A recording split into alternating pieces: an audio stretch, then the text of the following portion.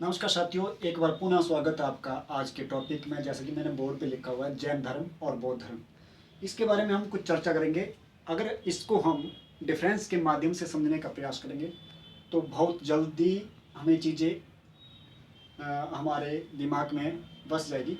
तो हल्का सा प्रयास करेंगे, छोटे से शॉर्ट में समझने का प्रयास करेंगे कि कैसे कैसे जैन धर्म और बौद्ध धर्म आए भारतवर्ष में और क्या क्या उनकी शिक्षाएं थी, उनके संस्थापकों के क्या विचार थे और क्या क्या नियम बनाए गए उसमें प्रवेश परीक्षा के लिए, और जो भी है ये सारा ताना जाना आप के इस टॉपिक में हम आप लोगों के बीच में साझा करेंगे। जैन धर्म के संस्थापक जो थे वो महावीर स्वामी थे और बौद्ध धर्म के संस्थापक जो थे वो थे गौतम बुद्ध। ये मैं आपको गौतम बुद्ध और महावीर स्वामी। जन्म की बात करें तो 540 ईसा पूर्व में, देखो ईसा पूर्व बिफोर क्रिस्ट, और ये भी इनका भी जन्म जो था 563 ईसा पूर्व में हुआ था। अब यहाँ का जो इनका जो मैं 540 ईसा पूर्व बता रहा हूँ, एनसीईआरटी की बुक के माध्यम से बता रहा हूँ। हालांकि जो जैन मान्यता है ये 599 भी बताते हैं कुछ पुस्तकों में, लेकिन सर्वमान्य तो जो है वो 540 ही है। अब इनका जन्म हुआ था भारतवर्ष में ही, बिहार में वैशाली नामक स्थान पर, और ये इनका जन्म हुआ था कपिलवस्तु लुम्बिनी में। इनके माता पिता की बात की जाए तो ये भी मैंने अब नोट्स किया है कुछ, सिद्धार्थ और त्रिशला जैन धर्म के जो महावीर स्वामी थे, जो संस्थापक थे। और इनके माता पिता की बात की जाए तो सुशोधन और महामाया। अब थोड़ा सा अंतर और समझते हैं। गृह त्याग जो किया था इन्होंने, अपने घर से त्याग जो किया था, जिसको अगर बौद्ध धर्म की परिभाषा में कहे तो उसको महाभिनिष्क्रमण बोला जाता है, लेकिन इनके धर्म में क्या बोला जाता है ये मुझे मालूम नहीं। अगर आपको मालूम हो तो कमेंट में आप जरूर बता सकते हैं। महाभिनिष्क्रमण जो हुआ था 29 ईयर्स के हुए थे जब महात्मा बुद्ध, तो वो घर से भाग गए। आप सभी जानते हैं उनके भागने का क्या कारण था, क्योंकि उन्होंने बचपन में जो देखा था एक दुखी व्यक्ति को, एक मृत व्यक्ति के शरीर को, तो ज्योतिषियों ने ये भविष्यवाणी की थी कि ये जो लड़का जो है बाद में सन्यासी या त्यागी बनेगा।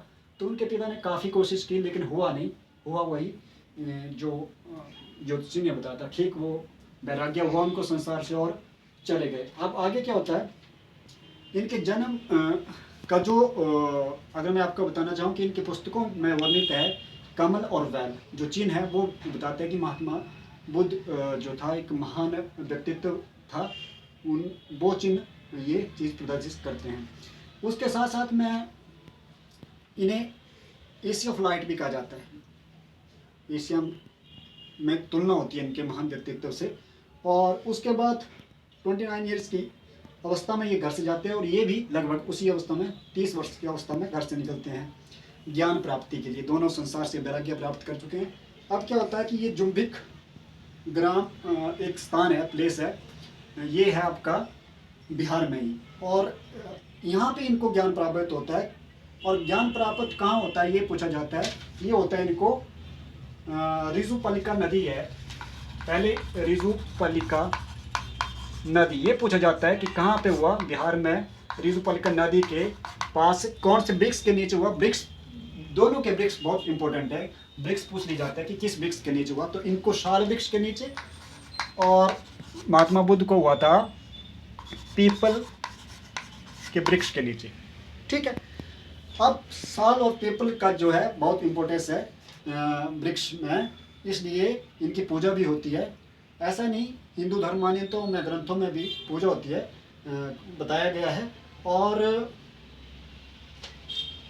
इनको जो कहा जाता था कि कैवल्य प्राप्त हो गया जब ये 12 वर्ष तक इन्होंने तपस्या की, और लगभग 6 वर्ष तक भी इन्होंने तपस्या की, और बोध गया में जो था इनको ये ज्ञान प्राप्त हुआ था। और इन्होंने जो फर्स्ट अपना जो मैसेज दिया था एज ए मैसेज दुनिया के सामने रखा था, वो पावापुरी में रखा था बिहार में ही, और इन्होंने सारनाथ में वाराणसी में ये रखा था, सारनाथ वाराणसी में। ठीक है। वैसे मैं थोड़ा सा ब्लैक बोर्ड छोटे होने की वजह से कुछ लिख नहीं पा रहा हूँ, लेकिन आप नोट्स कर सकते हैं अगर तुरंत कुछ चाहिए तो। और इनके ग्रंथ जो हैं, मैं आपको ग्रंथों के बारे में बात करना चाहूँ तो अगर लैंग्वेज की बात की जाए तो इनके ग्रंथ जो है जैन धर्म के, वो ऑलमोस्ट जो है प्राकृत भाषा में लिखे गए या कुछ थोड़े अर्धमागधी में भी है, लेकिन इनके जो ग्रंथ है टोटली के टोटल ये आपके पाली भाषा में लिखे गए हैं। अब आगे चलते हैं।